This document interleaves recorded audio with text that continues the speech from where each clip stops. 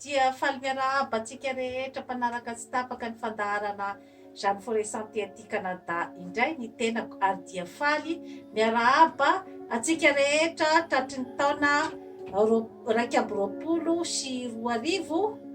ary mirary ny malagasy rehetra mba ahiatrika ny taona 2024 izay tsy ho mora ny fiatrehana an'io eran'izao tontolo izao satria dia taona hiainantsika ny vokatry ny krizy rehetra izay nandalo dia ny krizy ara-pahasalamana, ny krizy ara-ekonomika ary indrindrandrindra koa zany dia ny krizy ara-toetsaina izay mitondra fisavoritahana betsaka dia betsaka zany eo anivon'ny fahasalamana ara-tsaina, ara-panahy ary ara-batana eo amin'ny zanak'olombelona. Ny lohateny izay voapasantsika an'io zany dia ny hoe inona no mahatonga ny vehivavy mampirafy satria maro dia maro ny nagataka an'io fanazavana io zany rehefa nanazava aho hoe inona no mahatonga ny vehivavy mampirafy dia amin'ity toraka ity indray zany dia ny hoe inona no mahatonga ny vehivavy mampirafy. Ka ity fandaharana ity dia sanatriako tsy mandrisika ny vehivavy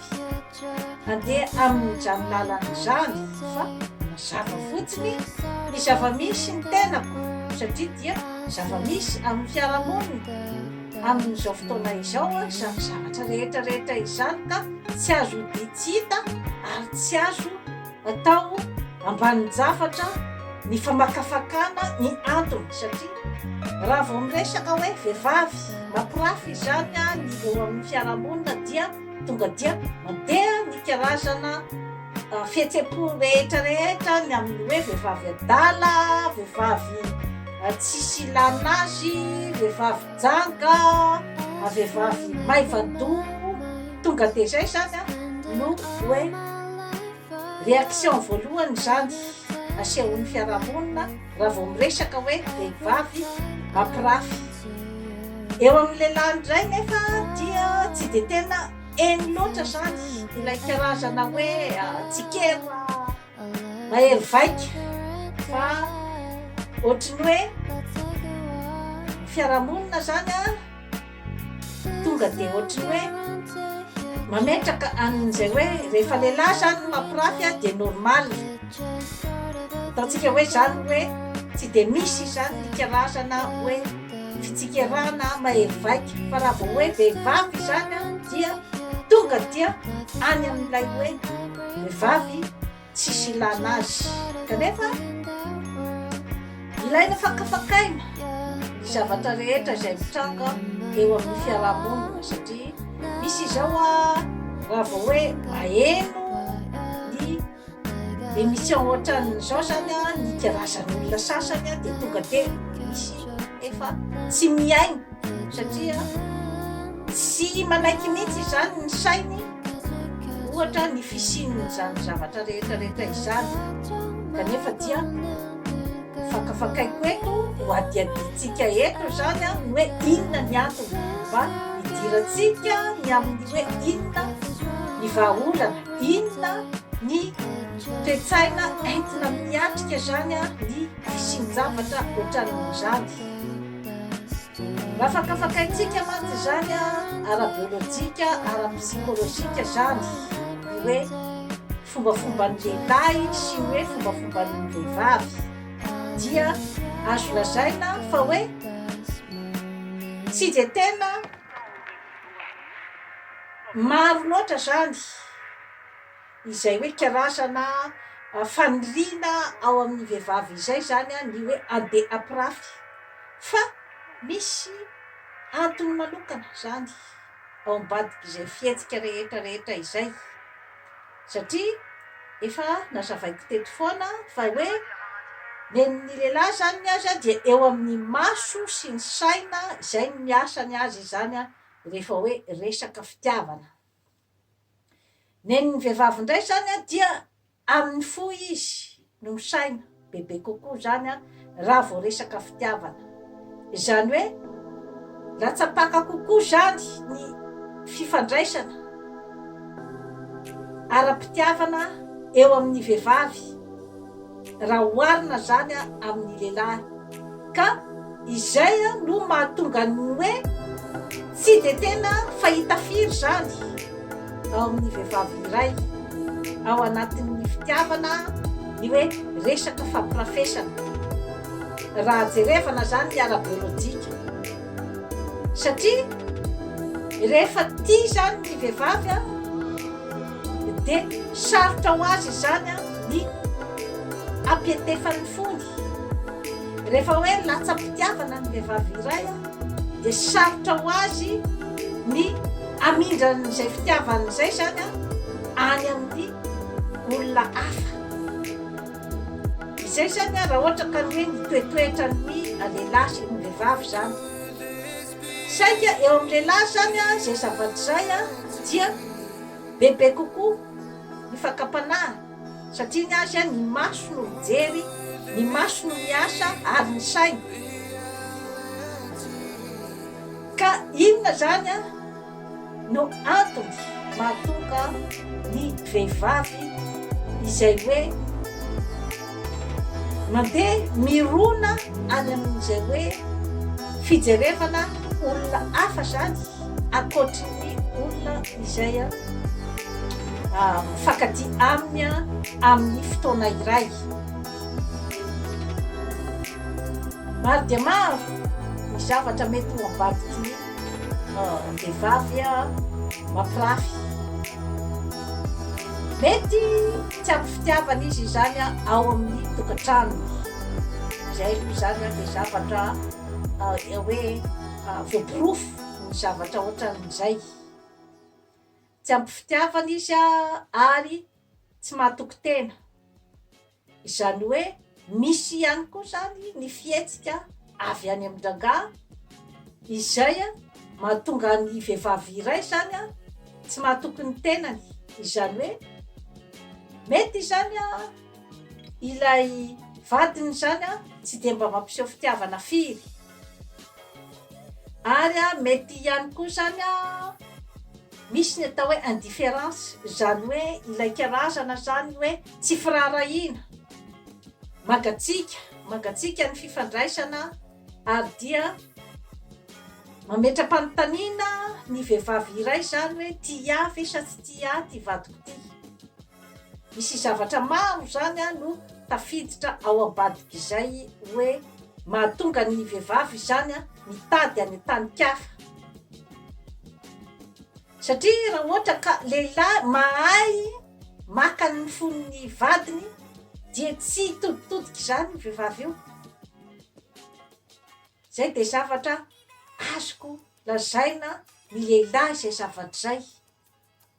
Rehefa voakojakojanao tsara io vehivavy io, rehefa torianao fitiavana io vehivavy io, rehefa omenao ny fitokisana, omenao ny toerana tokony hisy azy ao amin'ny tokantrano, tsy mitoditodiky zany ny vehivavy.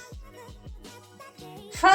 raha ohatra izy nanomboka ny jery any kafa zany de zavatra efa ela no nitoetra tao zany izay hoe tsy fisian'ny communication na ny serasera mahomby zany amin'ny mpivady, dia miteraka ny hoe tsy fitokisantena eo amin'ny vehivavy. Eo ihany koa ny hoe fampirafesana ihany koa ataon'ny lehilahy izay miteraka ratra-po ao amin'ilay vehivavy. Ka maro dia maro zany, mety ihany koa hoe karazana système de défense, zany hoe ilay vehivavy zany matahotra izy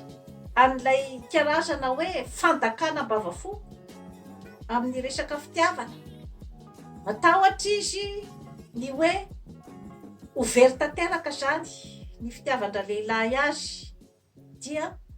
any ivelany izy zany no makan'izay fitiavana izay tsy hitany tao amin'ny vadiny izay, mba hoentiny hitondra zany ny karazana fitokisantena ao aminy. Satria tokoa mantsy raha ohatra ka hoe mitodika any an-tany-kafa raha lehilahy nahita vehivavy hafa efa fatapoky fatam-pirenena ao an-tanàna fa mifampitaritarika amina tovovavy, tsy maintsy miteraka karazana tsy fitokisantena amin'ny vehivavy zany zavatra zany, na tianao na tsy tianao, tsy maintsy miteraka an'izay hoe inona zany ny zavatra tsy ampy ato amiko, mahatonga ny vadiko mitady any an-tany-kafa. Ka arakaraky ny vehivavy io, misy zany ny vehivavy sasany manana fitokisantena bebe kokoa izy, na atao ara hoe misy ny aventure izay hoe fatany ataon'ny vadiny any ambadika any dia manana n'izay fitokisantena zay izy, ary manana ny détermination-ny ny amin'ny hoe tsy hisaraka amin'ny vadiny, manana ny objectif-any izy amin'ny tokantranony, dia ny hoe hampandeha tsara ny tokantranony, hikojakojany zanany, ary dia anao zay ahatafita ny zanany sy ny tokantranony, ary dia efa déterminé tsara izy fa lambana koa misarahana. Manana ny herin-tsaina zany ny karazana vehivavy ohatran'izay eo amin'ny hoe resaka tokantrano. Misy kosa nefa ny hoe vehivavy izay hoe somary miosongosona zany ny fitokisantenany, somary miosongosona ny personnalitény, ary tsy ampy fitiavana. Misy zany ny atao hoe dépendance affective, zany hoe miakina tanteraka zany, fiankinan-do tanteraka amin'ny fitiavana. Mila olona foana zany ny karazana vehivavy sasany izay hoe ampiseho aminy ny fitiavana, mitady an'izay zany izy amin'ny fiainan'ny ray manontolo. Ka ianao zany rangahy no tokony ahafantatra tsara koa zany ny hoe toetoetran'ny vadinao. Tokony ihany koa ianao ahay andanjalanja koa ny fihetsika rehetra koa izay ataonao ao amin'ny tokantranonao, satria zany zavatra rehetra izany dia misy conséquence daholo amin'ny fiarahanao amin'ny vadinao. Omeo azy ny fitokisantena, omeo azy ny fitiavana izay ilainy. Maninona nefa no hoe misy vehivavy mipetraka tsara ao amin'ny tokantrano izy, na dia tao ara hoe fantan'izao fa mampirafy azy ny vadiny, misy dikany daholo zany zavatra rehetra izany. Ka eto amin'ny vehivavy izay ataontsika zany hoe mampirafy, matetika moa zany dia voatorabatin'ny fiarahamonina zany ny hoe vehivavy mampirafy. Ka izay efa no adiadintsika teo zay zany hoe inona sy inona daholo no mety mahatonga an'izay zavatra rehetra izay. Satria maro dia maro koa ny vehivavy izay hoe miaritra dia miaritra izy zany ao amin'ilay tokantrano, kanefa tsy zakan'ny sainy, tsy zakan'ny fony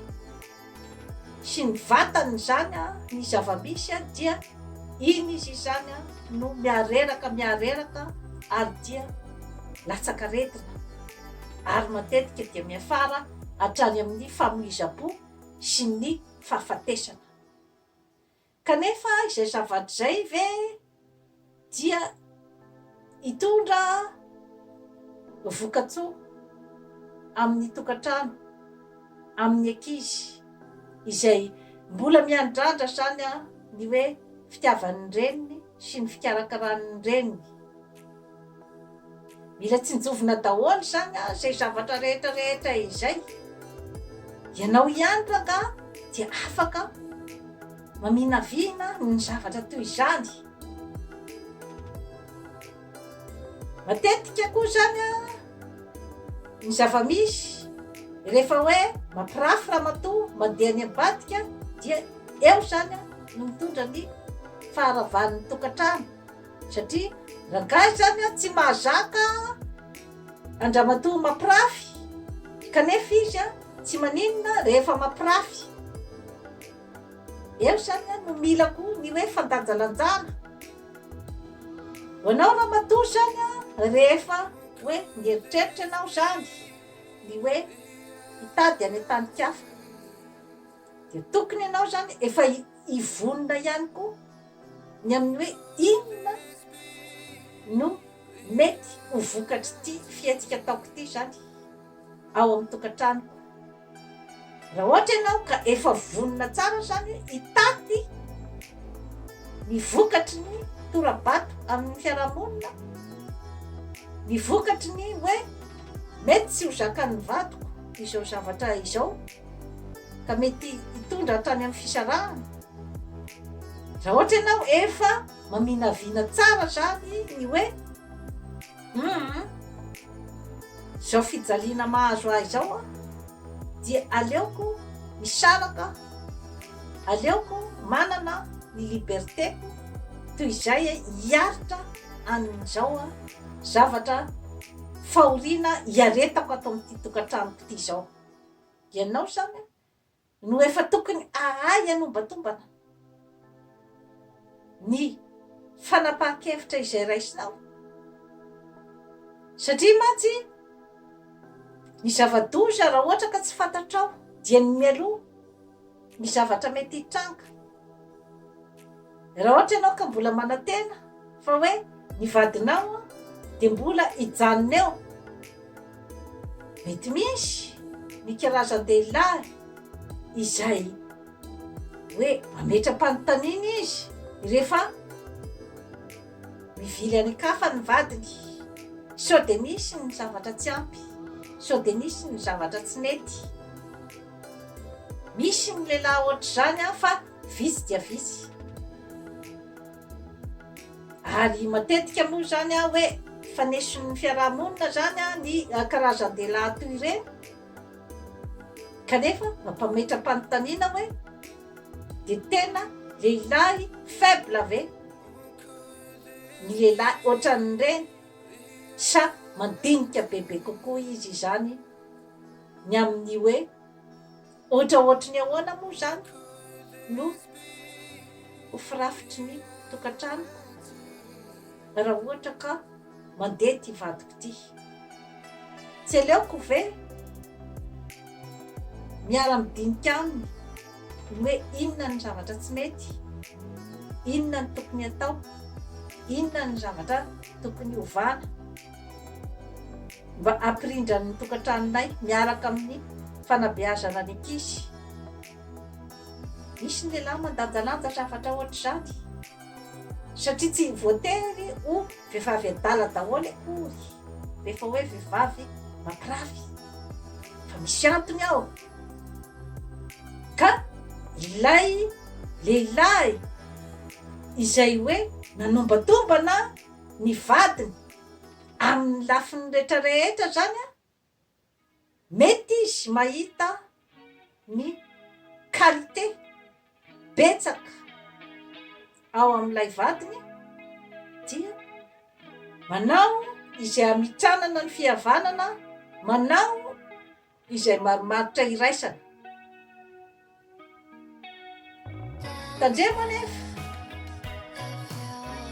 tandremo anefa ry madama fa mety betsaka koa ny fandrika ao ambadiky ny hoe fandehananao zany mampirafy amin'ny velany satria mety efa misy koa ny tetika hoe te hisaraka rangaha kanefa zany tsy hitany ahoana zany ny fomba aniliana anao zany tao an-tokantrano satria mety efa mahita fiainana any velany izy mety efa misy tanjona mipetrapetraka ny velany efa misy plan mipetrapetraka ny velany saingy sarotra ho azy niandroaka nyireny mpianakaviana tao an-trano. Mety manao toeratsy zaka izy, mety manao zay aleomonina izy, ataony daholy ny zavatra rehetra izay fantany fa tsy tianao ary mampijaly anao. Amin'izay fotoana izay dia mety hitondra ny karazana déstabilisation ao amin'ny vehivavy iray ny fanaovana ny karasana toeratsy zaka. Ka ianao no tokony andinika zany ny hoe inona ny tanjonao, zany hoe tsy ho tafarotsaka ao anatin'ilay fandrika zany ianao, fa tokony ahay andinika tsara ny zava-misy rehetrarehetra, hanana ny atao hoe maîtrise de soi na ny fahaizana mifehy tena, hanana ny atao hoe sang-froid na ny fahaizana mandinika tsara amin'ny pitoniana ny zava-misy rehetrarehetra, ka ahay miresaka mazava amin'ny vadinao hoe inona marina ny zavatra tiany atao sy ny tiany hitondrana ny fiainana. Rehefa hitanao zany hoe inona marina no tena zavatra tiany atao dia eo ianao no mandray ny fanapahan-kevitra, satria raha ohatra mantsy ianao zany ka hoe enti-po ka tafitoy amin'ireo karazana fihetsika rehetra izay fihetsika efa amboarina ny haleomonina anao, ka ianao mandeha zany hoe andeha anao karazana erreur any ivelany, dia izay no raisi-potsiny ianao fa ianao zany no vehivavy adala, ianao no vehivavy janga, ianao no vehivavy tsy misy ilana azy eo amin'ny fiarahamonina, satria efa novolavolainy daholo ny fandrika rehetrarehetra izay ahatonga anao zany tsy hanana ny karazana hoe maîtrise de soi araky ny teneniko teo, satria rehefa voadona mafy koa ny fo indraindray, rehefa voadaka ambavafo ny olombelona iray dia indraindray dia fanina tanteraka, dia mety mandeha manao fihetsika tsy voahevitra.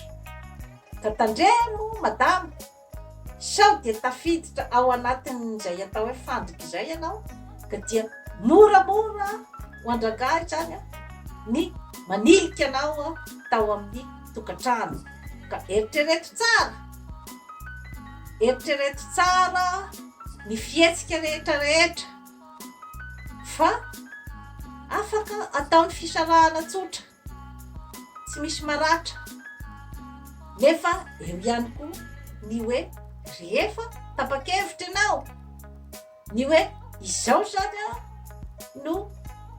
tiako hitondrako ny fiainako, ka dia afaka mandray ny vokatry ny fihetsika rehetrarehetra izay ataoko eto na ny fijerin'ny fiarahamonina, satria izay no fantatro fa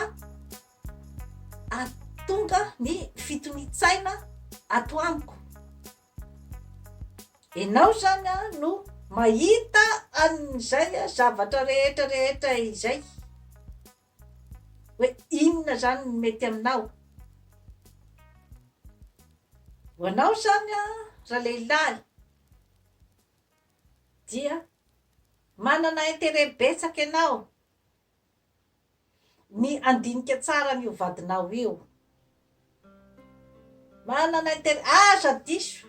matoky tena be loatra, satria hoe maro ny tovovavy, maro ny kanto sy meva ao amin'ny tanàna. Jereo alaivo ambony alaivo ambany, iza marina moa ty vadinao ty, alaivo ambony alaivo ambany, inona ny valeur, inona no antony ny safidiananao azy a raha oharina amin'ny vehivavy rehetra. Zay zavatra zay a dia zavatra tokony zany hipetraka foana aminao raha lehilahy, ka tokony ametrahanao zany a an'ilay hoe karasana seza misy voninahitra ny vadinao izay nisafidinao ao amin'ny tokantrano. Fa rehefa apetraka ao izay hoe seza amboninahitra zay ho an'ny vadinao ao an-tokantrano dia tsy toditodika izany a ny vadinao. Zay zavatra zay zany a dia zavatra afatra apetrako amin'ny lehilahy. Zay zavatra zay. Ninona zavatra ataonareo any ambadikany rehefa apetraka ao tsara amin'ny plasy tokony isy azy io vehivavy ao tokantrano io a, tsy miodikodina zany io, tsy manana eritreritra andeha any ivelan'izany io, fa misy antony ny vehivavy matoa mijery any ivelany. Mety efa eo koa ny hoe toetra na hoe vehivavy jefijefy, hoe vehivavy hoe efa zay mihitsiny koa ny toetrany, kanefa moa ambadiky reny zavatra rehetrarehetra reny a dia misy ihany koa ny atao hoe vehivavy tsy ampy fitiavana na ny hoe ny dépendance affective zany. Ka amin'izay fotoana izay a dia ianao vehivavy no tokony andiny tena hoe inona marina moa zany no mahatonga ahy manao fihetsika ohatran'izao.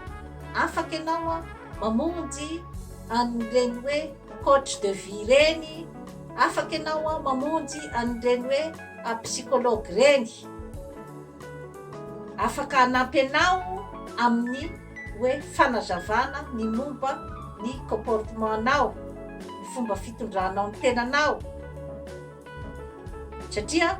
misy fahabangana ara-pitiavana, misy fitadiavana fitiavana be dia be zany a amin'ny karazana vehivavy a toy ireny. Ianao koa zany raha lehilahy a dia rehefa mba hitanao ny vadinao fa mila anao, mila ny fitiavanao, inona moa no manakana anao a tsy aneo amin'ny an'izany fitiavana izany ary ametraka ny fitokisantena ao amin'ny vadinao. Zay angamba no azoko ambara ny amin'ny hoe vehivavy mampirafy, satria tokoa mantsy a raha hoe ara-biolojika dia azo lazaina fa hoe tsy tendansan'ny vehivavy zany a izay zavatra zay, fa misy zavatra banga zany ao amin'ny tokantrano, ao amin'ny fifandraisana matoa ny vehivavy zany hoe mijery any an-tany-kafa. Mila fantarinao ihany koa nefa ny hoe ny toetetran'ny vehivavy vadinao alohan'ny anambadiananao azy, satria koa mety tanana zatra mitsotra sarosarotra koa ny anitsinan'izay. Any aminao zany a no mila koa zany a mijery an'izay toe-javatra rehetrarehetra izay, fa satria rehefa ny olona efa miteny hoe ohatran'izao sy ohatran'izao anie iny olona iny, ohatran'izao sy ohatran'izao anie iny vehivavy iny fa mitandrema, dia ianao koa tokony mila mieritreritra amin'izay zavatra zay. Misy ihany koa nefa ny hoe ny vehivavy izay jefijefy talohan'ny fanambadiana dia nefa mipetraka tsara rehefa tonga ao anatin'ny fanambadiana, misy daholo zany zavatra rehetrarehetra izany. Ka dia raha ny fiheverako dia eo amin'ny fifampitondran'ny mpivady zany no zava-dehibe, zava-dehibe ny fanomezam-pitiavana ny vehivavy, satria eo no miolopaka ny hoe fifandraisana maharitra sy ny hoe fifandraisana mafiorina, tsy misy afa-tsy ny fitiavana ihany.